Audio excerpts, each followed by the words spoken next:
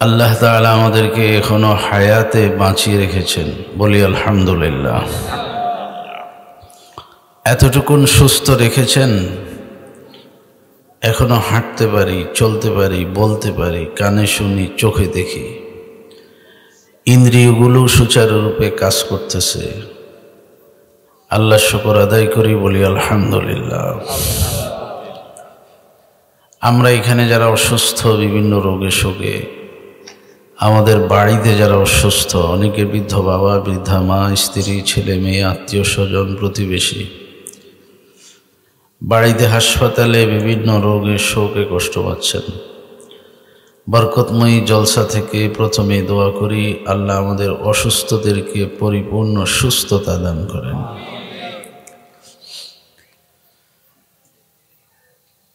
সালাতুল মাগরিবের পরে হযরত কথা বলতেছিলেন, আমি শুনেছি আপনাদের খতিব সাহেব, তো অত্যন্ত গুরুত্বপূর্ণ কথা, অনেক সুন্দর কথা, মৌলিক কথা।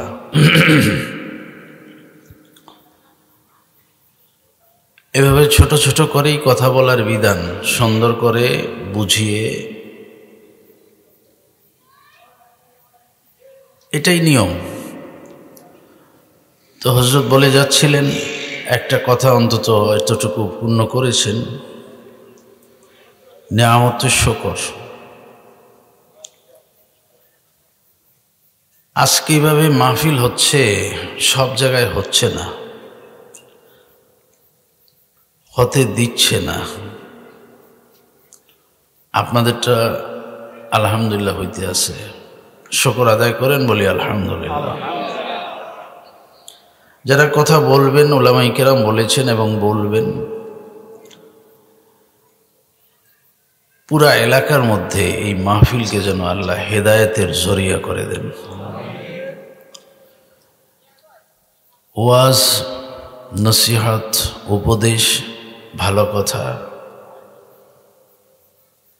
এটাই তো বিধান। বাল্লিগু আন্নি ওয়ালাউ আয়া, পৌঁছানোর দায়িত্ব তো এটাই। এভাবেই 1400 বছর চলে আসছে। এখন পৃথিবী ক্রান্তিকালের দিকে চলে গেছে। বিভিন্ন রকমের বাধা বিপত্তি আসবে, নিজ আঙ্গিনায় কাজ যেন বন্ধ না হয়। নিজের ফরিদির ভিতরে, নিজের অবস্থানে দাওয়াতের কাজ করে যেতে হবে।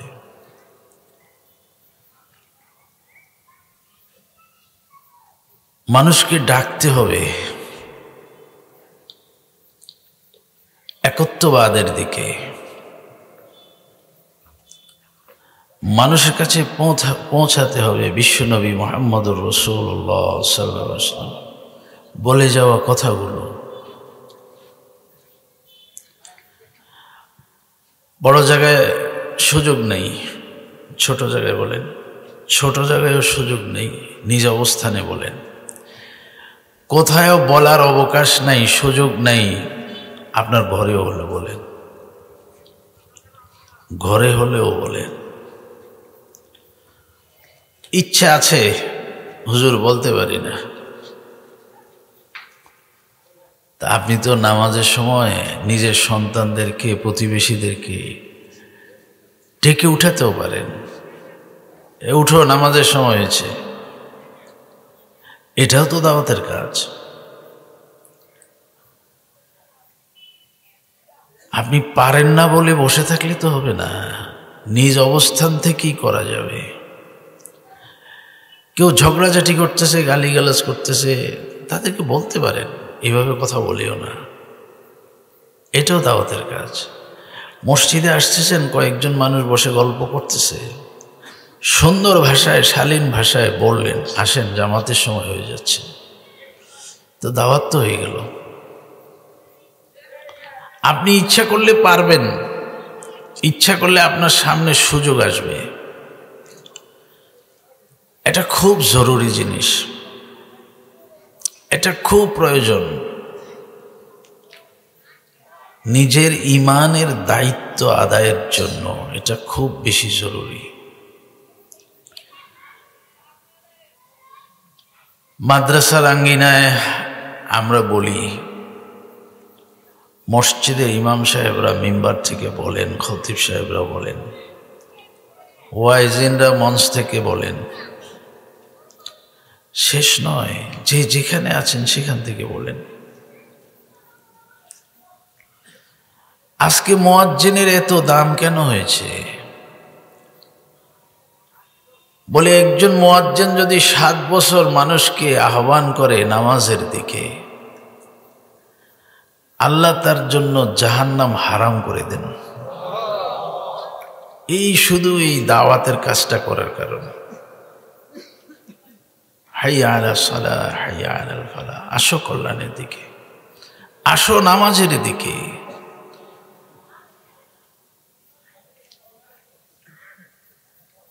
তো মুয়াজ্জিনকে এত দাম দেওয়া হয়েছে শরীয়তে, কারণ তো এখানে। তো মুহতারাম, মোটামুটি আলহামদুলিল্লাহ বর্তমান সময়ে মানুষ খুব বেশি জানে, খুব বেশি বুঝে। আগের মানুষ এত জানতেন না, বুঝতেন না, ওয়াই ছিল কম, মাধ্যম ছিল কম। এখন বহু মাধ্যমেই মানুষ ভালো ভালো কথা জানে, নিজে পড়তে পারে।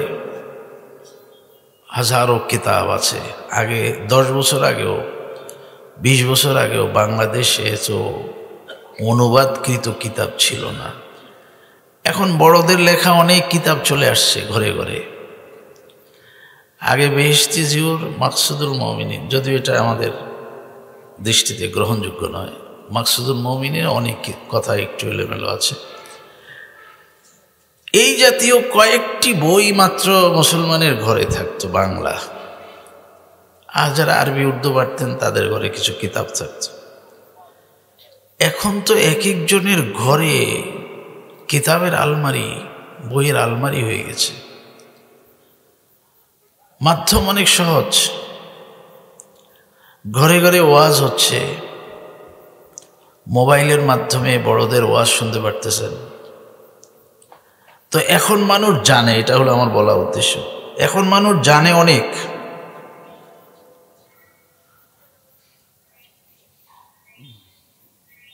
কিন্তু বড় জিনিস যেটা, সেটা হলো মানা, জানার মোতাবিক মানা। এই জন্য আমাকে যেই নিসবতে দাওয়াত করেছেন আমার আব্বা হযরত রহমতুল্লাহ আলাইহি, এটা আপনাদেরকে বেশি বলেছেন সারা জীবন। জানা আছে, মানা নাই। মানার নাম মুসলমানি। লিখলে নয়, বললে নয়, মুসলমানের ঘরে জন্ম নিলে নয়। কালিমা শরীফ পড়তে বৌদ্ধে জানে, ইয়াহুদ জানে, রাধায় জানে, হরিয়ায় জানে, কৃষ্ণায় জানে, আপনি জানেন, আমি জানি। এগুলি হুজুর বলতেন এই কয়েকটা কথা। মুসলমানকে, যার শুরু জীবন থেকে শেষ জীবন জনাবে মুহাম্মদুর রাসূলুল্লাহ সাল্লাল্লাহু আলাইহি ওয়াসাল্লাম যেমনি যেমনি বলেছেন ঠিক তেমনি তেমনি ভাবে। নিজের জামা ভালো না, পরের জামা ভালো। দাড়ি ভালো লাগে না, মোশ ভালো লাগে। এইভাবেই ওয়াজ শুরু হয়ে যেত হুজুরের। তো ভাই, জানা আছে, মানা নাই। মানার নাম মুসলমানি। যতটুকু জানি এতটুকুই তো করি না। আমি আমার থেকে বলি, যতটুকু জানি এতটুকু করি না। আমার এক ভগ্নিপতি ছিলেন, ওনার ছেলের উনি খুব রাগ হয়েছেন। তো বলেছে আর পড়ে লাভ হবে কি? তা আমি বললাম যে পড়ুক না, পড়তে শুরু করে। বলে তো তালিমুল ইসলামের আমলে তো এখনো জানে না, শুরু করে না। আমি বললাম যে শিখাও একটা দায়িত্ব, শিখক, শিখতে শিখতে হবে।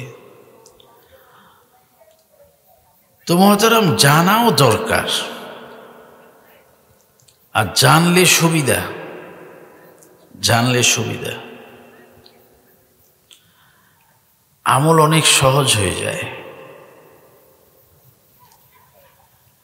এবং অনেক বড় ধরনের পেরেশানি এটা থেকে বের হওয়ার একটা রাস্তা হয়ে যায়।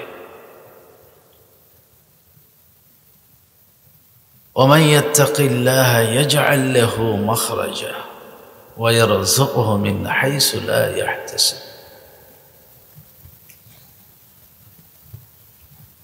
আল্লাহকে ভয় করে একটা রাস্তা যদি খুঁজতে চান পেয়ে যাবেন। আপনার যখন জ্ঞান বাড়বে, বুদ্ধি বাড়বে, সাথে দ্বীনের সমন্বয় ঘটবে, তখন যত বড় মুসিবতেই পড়বেন বের হওয়ার একটা রাস্তা পেয়ে যাবেন। মুমিনের জন্য কোনো মুসিবত না, মুমিনের জন্য কোনো মুসিবত না, রহমত। আমরা মুসিবত কামনা করব না, কিন্তু আসলে বিচলিত হব না। এখান থেকে বের হওয়ার রাস্তা আছে। পৃথিবীর কোনো ইজম ধর্মে পাবেন না সব রাস্তা, কিছু কিছু রাস্তা পাবেন। ইসলামের সকল অবস্থান থেকে বের হওয়ার রাস্তা পাবেন। একুলো ভালো, ওইকুলো ভালো, দুই কুলেই মুসলমানদের জন্য ভালো।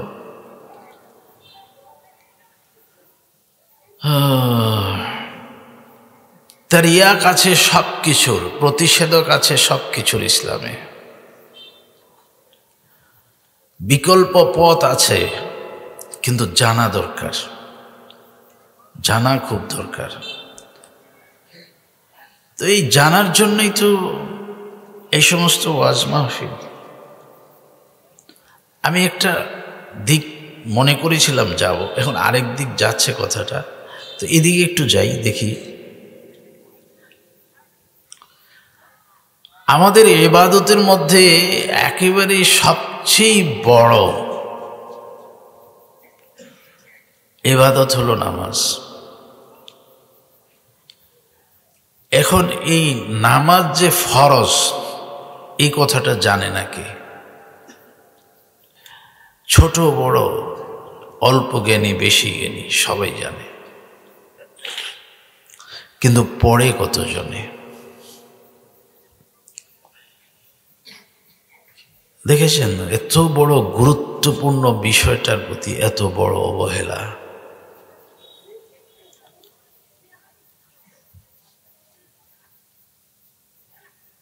এজন্য বলা হচ্ছে মানার নাম মুসলমানি।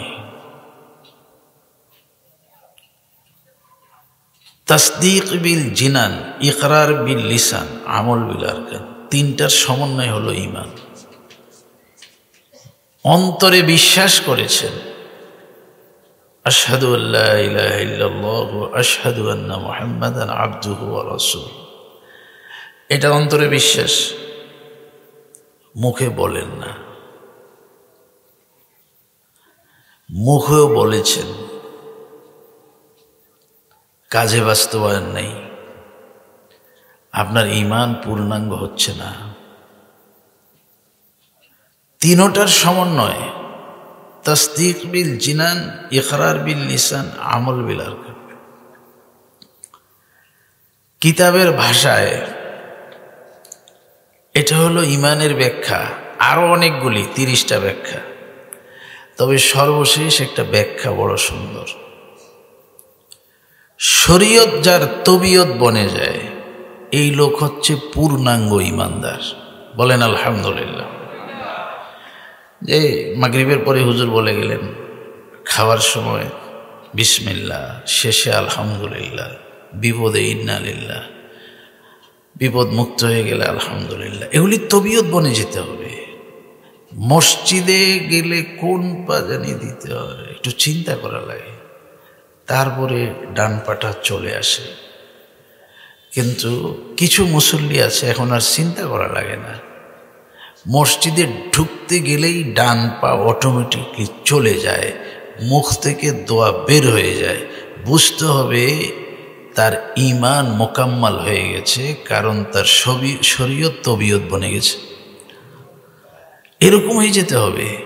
ঘর থেকে বের হওয়ার সময় বিসমিল্লাহি তাওয়াক্কালতু আলাল্লাহ, এটা এখন আর ভাবা লাগে না, অটোমেটিকলি বের হয়ে যায়। কিছু খেতে গেলে, পান করতে গেলে অটোমেটিকলি বিসমিল্লাহ চলে আসে।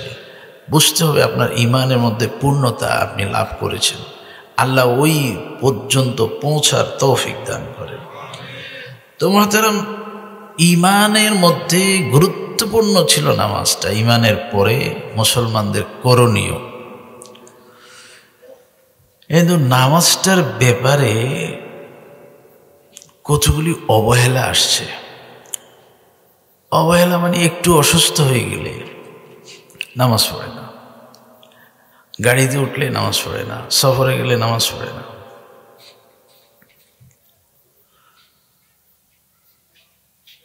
নামাজওয়ালারা নামাজ পড়ে না। যিনি নিয়মিত বাড়িতে নামাজ পড়েন উনি হাসপাতালে ভর্তি, নামাজ পড়ে না। বলারও কেউ নেই যে আপনার তো নামাজ পড়তে হবে, ওযু করতে না পারলে তায়াম্মুম করে পড়েন। সফরে বের হয়েছে আর আমি ব্যস্ত মানুষ, মুসাফির, এরকম ফতোয়া দেওয়া শুরু করে।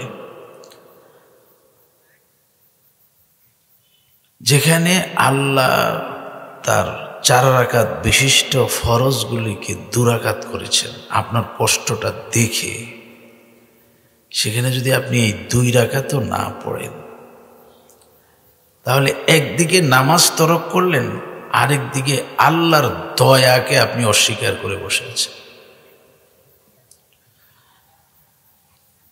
কত বড় বিপদ এটা। আর একটু একটু ঘরের মধ্যে অসুস্থ, জ্বর উঠছে, আরে নামাজ নেই। যদি নামাজের কথা বলা হয় তো বলে যে আমি তো দাঁড়াইতে পারি না, মাথা ঘুরে যায়।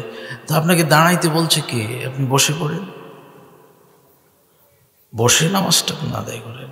হুজুর বসতে পারি না, তো শুয়ে পড়েন, মাথায় ইশারা করে পড়েন। মাফ তো নেই। পুরুষের জন্য আকল আছে, জ্ঞান আছে, নামাজ মাফ নেই। আর ছেড়ে দিবেন, মান তারাকা সলাতান মুতাআম্মিদান ফাকাদ কাফার। কি তর্জমা হবে এই হাদিসের? যিনি ইচ্ছাকৃত নামাজ ছেড়ে দিয়েছেন, আমি যদি তর্জমাটা অ্যাঙ্গেল করে বলি, উনি মুসলমানের থেকে খারেজ হয়ে গেছেন।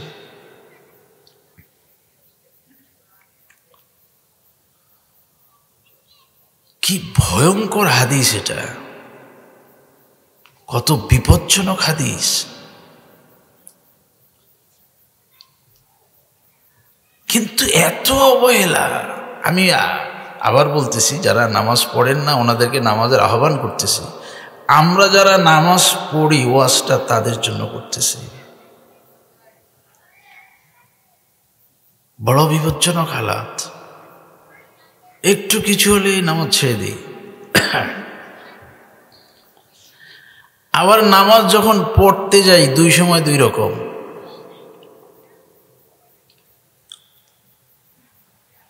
মসজিদে নামাজ, আমি আমার কথা বলি, ইমাম সাহেব, খতিব সাহেব, মসজিদে নামাজের সময় জামা, জুব্বা, পাগড়ি, কাবা, অনেক কিছু গায়ে। ঘরে নামাজ পড়ার সময় গামছা, গেঞ্জি, রুকু সেজদা ইহতেমাম নেই কোন রকম। খুযু যিনাতাকুম ইনদা কুল্লি মসজিদ। নামাজে উত্তম পোশাক লাগবে। অন্তত যেই মানের কাপড় জামা পরে আপনি বের হতে পারেন না, বাজারে যেতে পারেন না, এই মানের কাপড় তো লাগবে।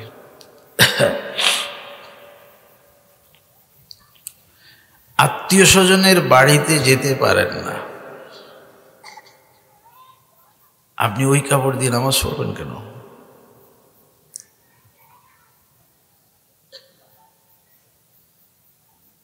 এটা তো সরাসরি কোরআন শরীফে আল্লাহ বলেছেন, খুযু যিনাতাকুম ইনদা কুল্লি মসজিদ।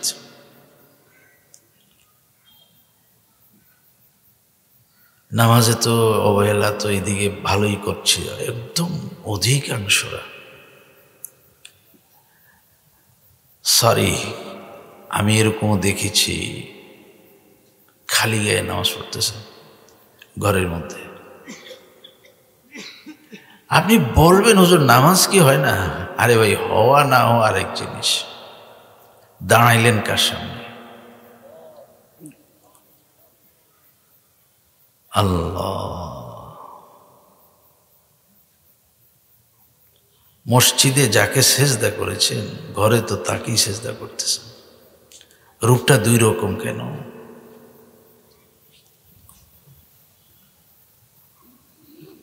বেখবর। মহিলাদের জন্য বিয়ের সদাইয়ের সময় নামাজের কাপড় কিনা হয়তো, এটা আগের দিনের খবর। এখন তো আর সেই খবরও নেই। এখন প্রথম শাড়ি, দ্বিতীয় শাড়ি, তৃতীয় শাড়ি, শ্বশুরের, শাশুড়ির, চাচা শ্বশুরের, একের পর এক ফর্দ আইটেম আসতে থাকে। এখন আর নামাজের কাপড় বলতে কিছু নেই। তো এখনকার ওয়াজ না, আগের ওয়াজের মধ্যে একটা সংশোধনী বলি। আগের দিনে এরকম বিয়ের সদাই কেনার সময় সব কিনা হয়ে গেলে আপনার মনে থাকলে তো ছিল, না হলে দোকানদার তার সুবিধার জন্য একটা কথা বলবে যে নামাজের কাপড় কিনবেন না। তো আপনি বলবেন যে একটা নামাজের কাপড় দেন। তো এটা আর কারো পছন্দ করা লাগে না। ওই দোকানদার পুরানা লট থেকে একটা কাপড় বাহির করে, সাদা, কম দামি, 200-250 টাকা, ওটা দিয়ে দেয়। এটা আপনিও পছন্দ করেন না, আপনি প্যাকেট নিয়ে চলে আসছেন। রূপ যৌবন প্রদর্শনীর জন্য কাপড়ের দাম 10,000, 30,000, 40,000, 50,000। নামাজ পড়ার জন্য কাপড় নির্বাচিত হয়েছে 400-500 টাকা দাম। মানুষের কমন সেন্স কোথায় গেছে?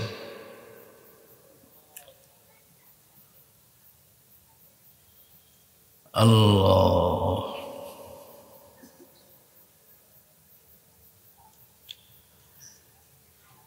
মহিলারা নামাজের জন্য উত্তম হচ্ছে একটা ভিন্ন পোশাক বানিয়ে নেবেন, ভালো মানের পোশাক। একটা মাসালা বললে একটু উল্টা বুঝতে পারেন, তারপরে বলি। কাফনের জন্য আমরা যে কাপড় নির্বাচন করেছি, এটাই কাফনের কাপড় নয়। একদম বড় লোক থেকে ছোট লোক, সর্বস্তরের মানুষের জন্য আমরা কাফনের কাপড় একটা নির্বাচন করেছি। কিন্তু আহকামে মাইয়াতের ভিতরে ডক্টর আব্দুল হাই রহমতুল্লাহ আলাইহি লিখেছেন, থানবী রহমতুল্লাহ আলাইহির খলিফা, উনি লিখেছেন কাফনের কাপড় হবে ওই মানের, যেই মানের কাপড় আমি সব সময় পরি। আমার গায়ে এখন যে জামাটা, এই জামাটা তো 200-250 টাকা গজ। তা আমার কাফন কেন 30 টাকা দামের গজ দিয়ে হবে? কথা বুঝতেছেন? আমার তো ওই মানের কাপড় হওয়া দরকার। আর আমরা যে কাফনের জন্য কাপড় নির্বাচন করি, এটা অনেক পাতলা কাপড়। এটা একটু পানির ছোঁয়া পেলে শরীরের সাথে মিশে যায়, তার সতর অনেক সময় উন্মুক্ত হয়ে যায়। এদিকে খুব খেয়াল রাখা, খুব খেয়াল রাখা। তো যেখানে কাফনের কাপড় হবে আমার নিয়মিত পড়া মানের কাপড়, সেখানে নামাজের ব্যাপারে এটা তো আরো শক্ত। আমার কাছে যতগুলি কাপড় আছে তার মধ্যে যেটা উত্তম ওটা দিয়ে পড়া উচিত। কমপক্ষে যে মানের কাপড় সব সময় আমি ব্যবহার করি, ওই মানের কাপড় লাগবে। এগুলি আমরা যারা নামাজ পড়ি আমাদের সংশোধনের জন্য বলছি, বাকিদেরকে নামাজের আহ্বান করতেছি, তুমি যেভাবে আছো এভাবেই পড়ো। বলেছিলাম, কথাটা বলতে চেয়েছিলাম, একদিকে চলে যাচ্ছে আরেক দিকে। উঠতি বয়সের ছেলেরা যেই প্যান্ট পরে, গেঞ্জি গায়ে দেয়, শার্ট গায়ে দেয়, অনেক সময় তাদের নামাজে ভেঙে যায়, খবর নেই, নামাজে ভেঙে যায়। এটার কাইফিয়ত হচ্ছে উনি নামাজ পড়তেছিলেন, কিন্তু প্যান্ট যেটা পড়েছেন, আমি প্যান্ট পরে নামাজ হবে না এটা বলতেছি না, আমি যেই প্যান্ট পরে নামাজ ভেঙ্গে যায় এটা আলোচনা করতেছি। এটার হাই অনেক কম থাকে, কোটি দেশে পড়া হয়। তো সে যখন রুকুতে যায় তো তার ওই শার্ট উঠে আসে, গেঞ্জি উঠে আসে পিঠের দিকে, প্যান্ট চলে যায় নিচের দিকে। এখন তার কোমরের কিছু অংশ খুলে যায়, নাভি থেকে হাঁটু পর্যন্ত হচ্ছে পুরুষের সতর।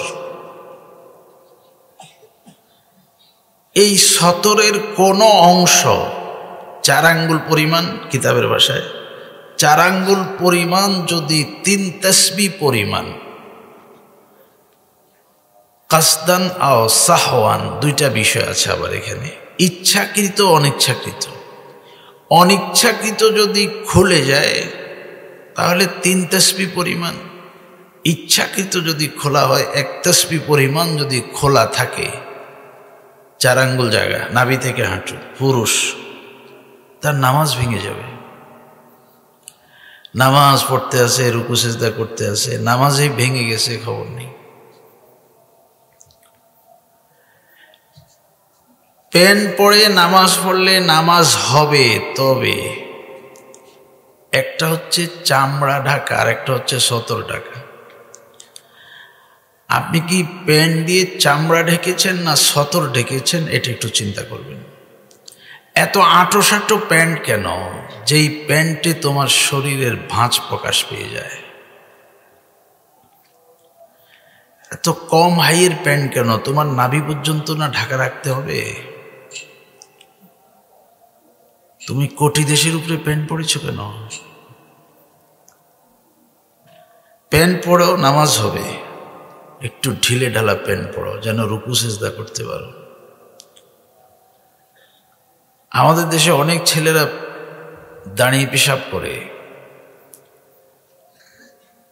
তো অনেক মানুষকে তখন তাদেরকে কিছু কথা বলতে শোনায়, অনেক কিছুই বলে, কোনো পশুর সাথেও তুলনা করে। তো এরকম একজনকে জিজ্ঞাসা করলাম, তুমি কোন সুবিধার জন্য দাঁড়িয়ে পেশাব করো? তো সে বলছে, হুজুর আসলে বসতে তো জানি বসে পেশাব করতে হয়, কিন্তু অনেক সময় বসতে পারি না। কেন? প্যান্টের কারণে, প্যান্ট বসতে দেয় না। তো তুমি এই প্যান্টটা কেন পরবা, যেই প্যান্ট তোমাকে বসতে দেয় না? তুমি রুকু সিজদা করবা কিভাবে? এত আঁটোসাঁটো কেন?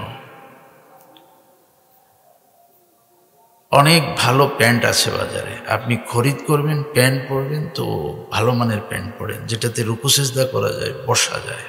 শার্ট যদি গায়ে দেন, ফুল হাতার শার্ট গায়ে দেন, একটু লম্বা গায়ে দেন। গেঞ্জি যদি শুধু গেঞ্জি পরেন, তাহলে ফুল হাতার গেঞ্জি পরেন।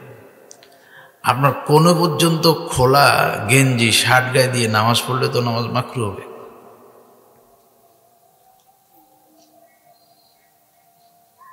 এটা তো কোনোর নিচে পর্যন্ত ঢাকতে হবে, সুন্নত পোশাক।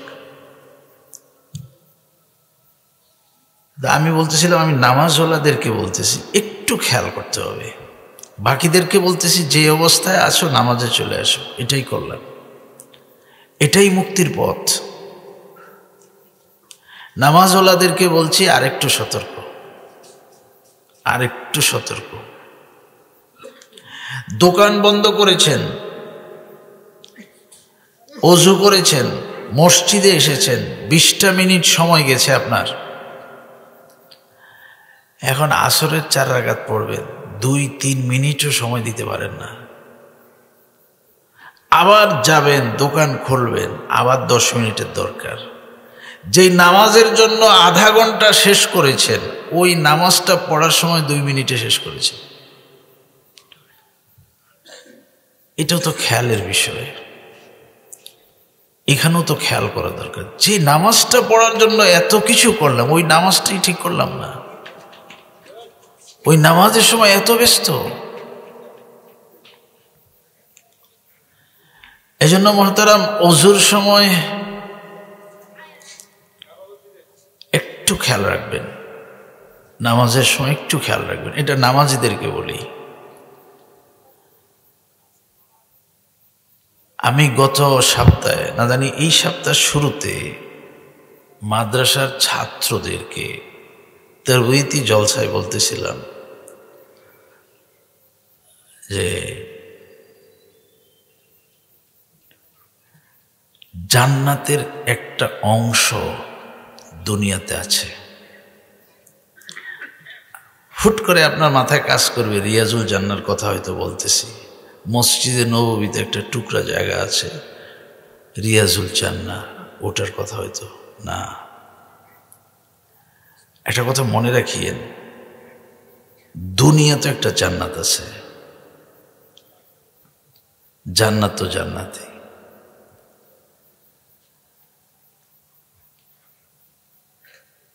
দুনিয়াতে জান্নাতের অংশটা কি? আপনারা এই হাদিসটা শুনতে শুনতে শুনতে আপনাদের মুখস্থ আছে। আপনারা শুনেছেন as-salatu মিফতাহুল জান্নাহ, নামাজ হচ্ছে জান্নাতের চাবি। এটা এইভাবে কখনো ভাবেন নাই, হয়তো একটু এইভাবে ভাবেন। জান্নাত তো জান্নাত পরকালে, কিন্তু ওই জান্নাতের চাবিটা হচ্ছে দুনিয়াতে, আর এটা হচ্ছে নামাজ। তো আপনি যদি দুনিয়াতেও জান্নাতের সুখ অনুভব করতে চান, তাহলে নামাজের মধ্যে জান্নাতের সুখ পেয়ে যাবেন। কত বেচাইন একজন নামাজিকে জিজ্ঞাসা করেন, কোনো ওয়াক্ত নামাজ যদি কোনো কারণে ছুটে যায়, সে জানে সে কি হারায় ফেলছে। কোন প্রকৃত নামাজিকে যদি বলেন পৃথিবীর তোমাকে এটা সেটা এটা সেটা কোটি কোটি ডলার টাকা, এক ওয়াক্ত নামাজ মিস করো, আল্লাহর কসম সেটা পারবে না। কারণ হচ্ছে সে প্রকৃত সুখটার সন্ধান পেয়ে গেছে। তো নামাজের অংশ, জান্নাতের অংশটা দুনিয়াতে, এটা হচ্ছে নামাজ। এখন এটা না পড়ে আপনি জান্নাতের দরজাটা খুলবেন কিভাবে? জান্নাতের দরজাটা খুলবেন কিভাবে? দেখেন, ওযু যখন করেন আপনি, তো আপনি তো অঙ্গগুলি ভালো করে ধুইছেন, ধুয়ে এবার আপনি মসজিদে ওযু শেষ করে মসজিদে যাবেন, কিন্তু যাওয়ার আগে যেন একটা ব্যতিক্রমী কথা বলতেছেন। আপনি আকাশের দিকে তাকাইছেন, তাকায় বলতেছেন আশহাদু আল্লা ইলাহা ইল্লাল্লাহু আশহাদু আন্না মুহাম্মাদান আবদুহু ওয়া রাসূলুহু। এটা কি বললাম এখন? এটা কি বললাম? এখানে যেন একটা কথা বলা হচ্ছে, আল্লাহ আমি তো জহেরকে পবিত্র করেছি, জহেরি অঙ্গগুলি ধুইছি, ভিতর তো আমার নর্দমা ময়লা ডাস্টবিন হয়ে গেছে। আমি এখন তনু মন দিয়ে আপনাকে সেজদা করব, কিন্তু আমার শরীর পাক হয়েছে, কিন্তু আমার ভিতর পাক হয় নাই। আপনি মসজিদে যাওয়ার আগে আমার ভিতরটাও পাক করে দেন। এই জন্য আপনি নতুন করে ঈমানকে নবায়ন করতেছেন। আশহাদু আল্লা ইলাহা ইল্লাল্লাহু ওয়া আশহাদু আন্না মুহাম্মাদান আবদুহু ওয়া রাসূলুহু। একবার বলেন সবাই।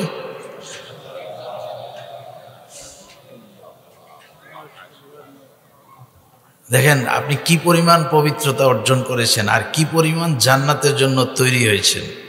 আপনি কথা বলেছেন পাক পবিত্র হয়ে আকাশের দিকে চেয়ে, ভিক্ষুকের মতো নতুন করে ঈমান নবায়ন করেছেন। আল্লাহ ফেরেশতাদেরকে কি কথাটা বলেন? আল্লাহ ফেরেশতাদেরকে বলেন, আমার এই বান্দা পবিত্রতা অর্জন করেছে, তহারাত অর্জন করেছে, নাজাফাত অর্জন করেছে, এখন আমাকে সেজদা করতে যাচ্ছে। এই সময় সে আমার একত্ববাদের সাক্ষী দিচ্ছে, ঈমানকে নবায়ন করতেছে। জান্নাত আমি কার জন্য রাখছি? হে ফেরেশতারা, তার জন্য জান্নাতের 8 দরজা সবগুলি খুলে দাও। আপনি কি মনে করেছেন ওযু আর ওযুর দোয়াকে? এখনো নামাজ পড়েন নাই, মাত্র প্রস্তুতি নিছেন, আর বলে যে জান্নাতের 8 দরজা খুলে দাও।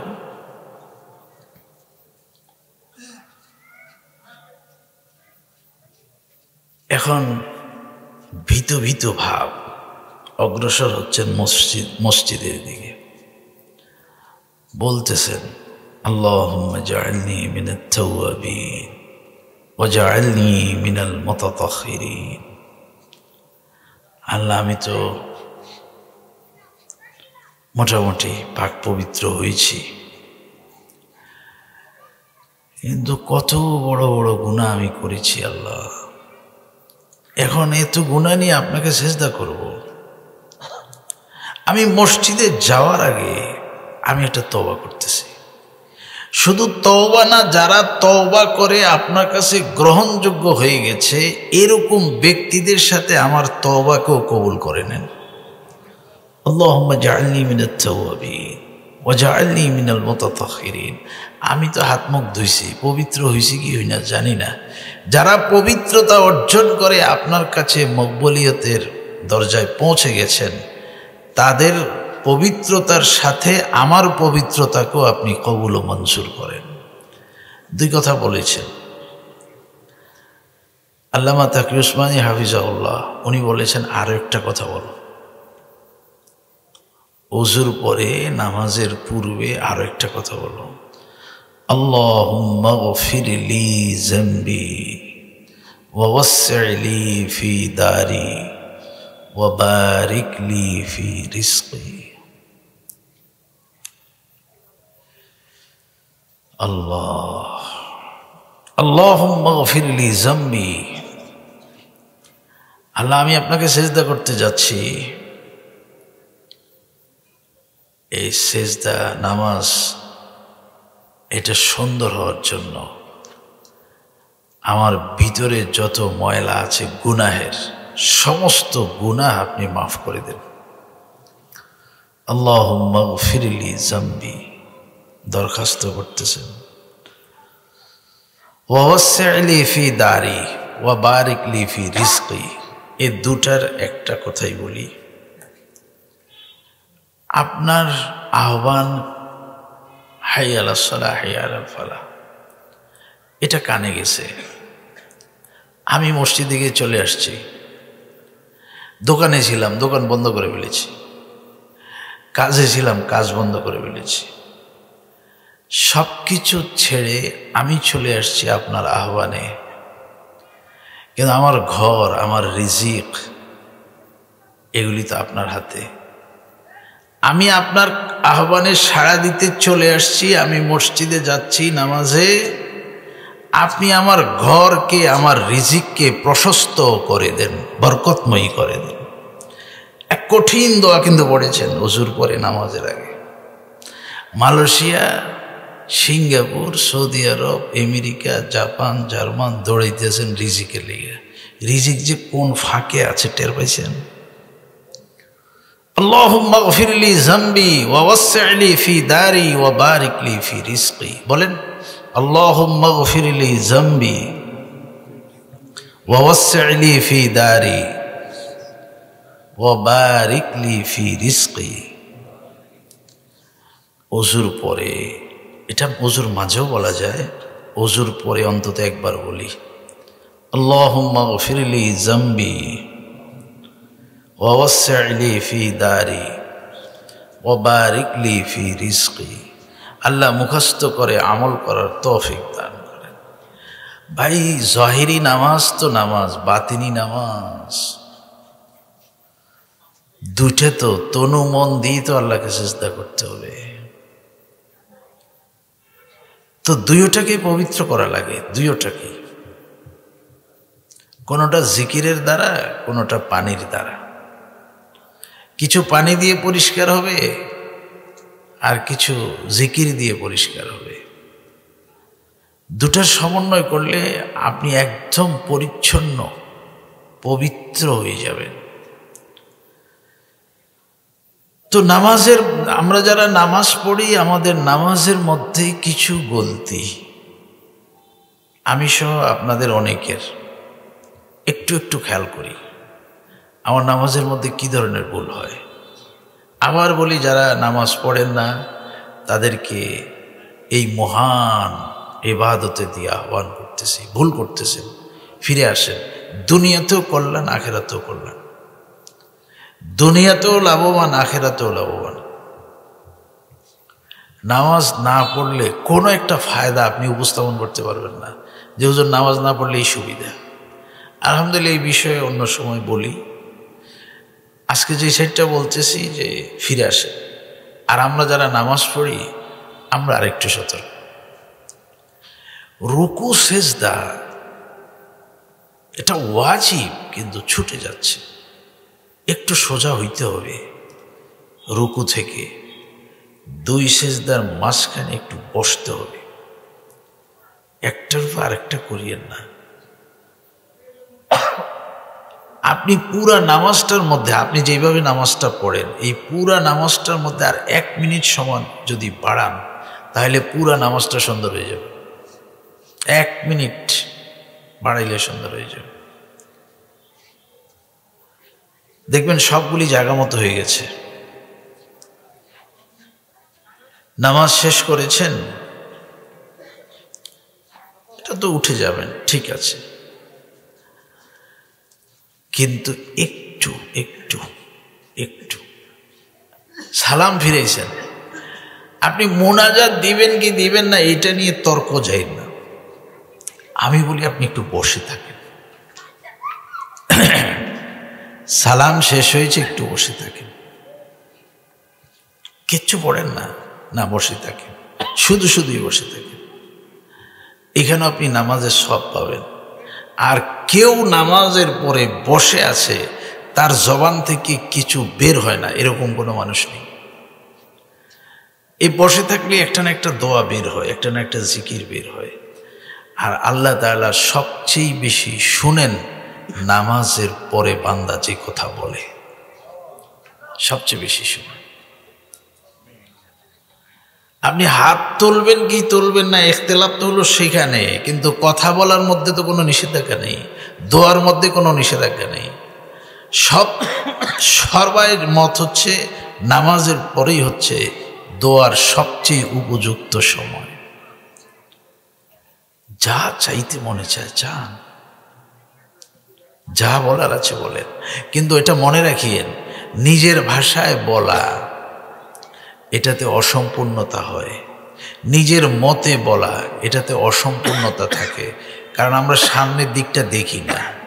তো এখন যা দেখি এখনকার মতো করে বলি, যার কারণে একটু পরে আবার দেখি দুনিয়ার আরেক হালাত, তখন চিন্তা হয়ে যায় যে এই সময় কী করলাম এটা।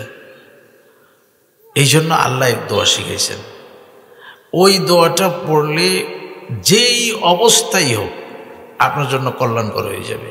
না হলে আপনি নিজে নিজে চাইলে এটা হয় ছোট হয়ে যাবে, না হলে বেশি হয়ে যাবে, না হলে বলা দরকার ছিল না, চাওয়া দরকার ছিল না, এরকম হয়ে যাবে। এই জিনিসটা আমার দরকার ছিল না, আমি শুধু শুধু চাইছি।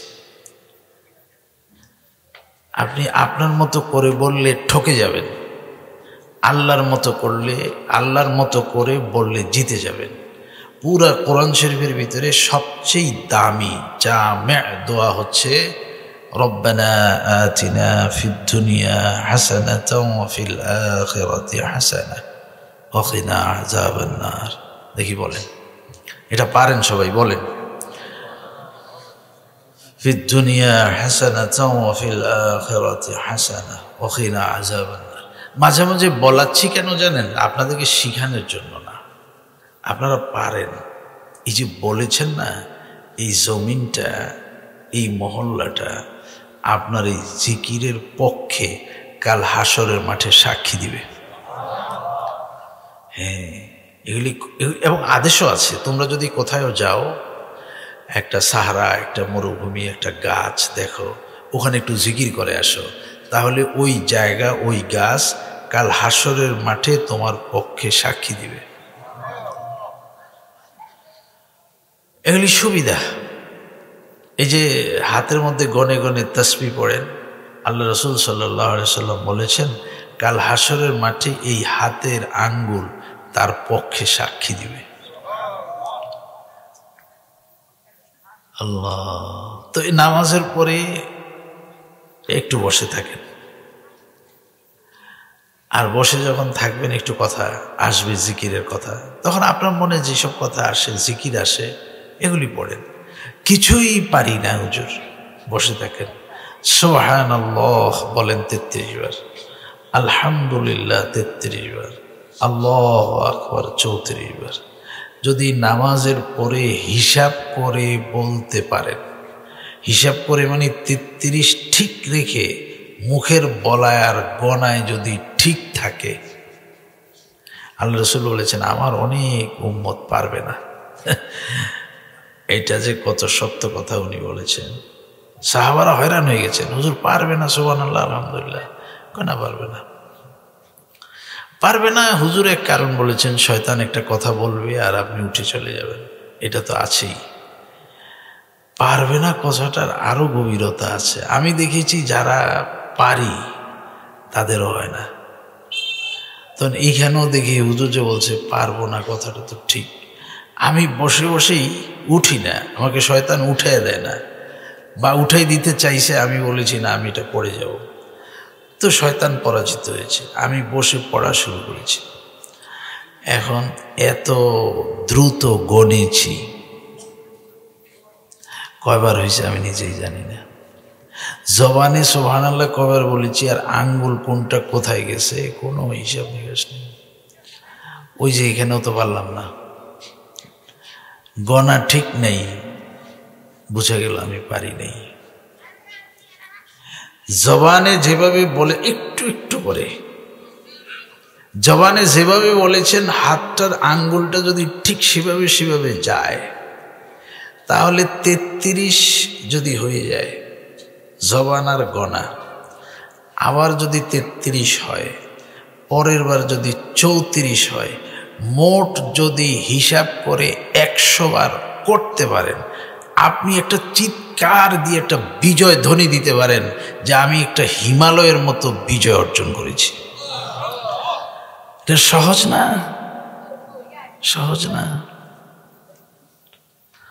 পড়তে গেছেন, বলেছে উঠো বাজারে যাইতে হবে, তো আপনি আবার চিন্তা করেন না তাসবিহ ফাতিমিটা পড়ানো লাগবো। তখন আপনাকে বলেছে আরে বেটা, এটা পড়ার জন্য কি মসজিদে বসে থাকা লাগে? এই সুবহানাল্লাহ কইতে কইতে তো মসজিদ থেকে বাইরে যাওয়া যায়, তো তসবিহ হয়ে গেল, বাজারও যাওয়া হইলো। আপনি চিন্তা করেন আর এই কথাটা তো অনেক সুন্দর, তসবিহ হয়ে গেল, যাওয়া হয়ে গেল।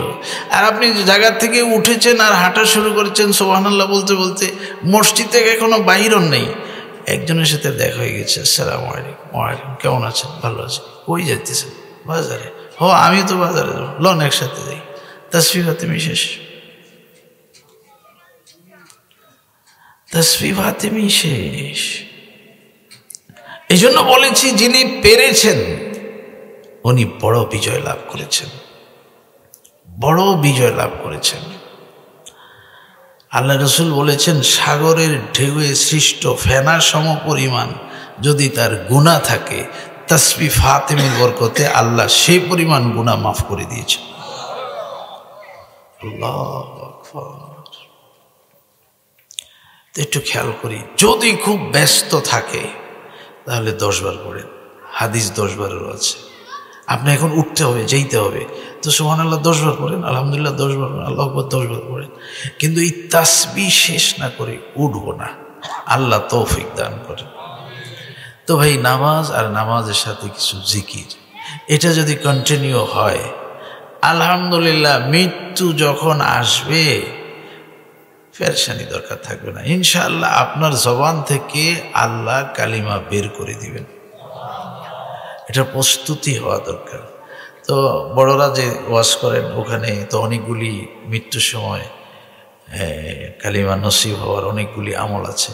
তা আমি এখানে যেহেতু আসছি, তা আমি এখানেরটা বলি। আপনি রব্বানা লা তুযিগ কুলুবানা বা'দা ইয হাদাইতানা ওয়া হাব লানা মিন লাদুনকা রাহমা ইন্নাকা আনতাল ওয়াহ্হাব, এই দোয়াটাও পড়িয়েন, তাহলে আল্লাহ মৃত্যুর সময় কালিমা নসিব করে দিবেন। আরও অনেকগুলি কারণ আছে।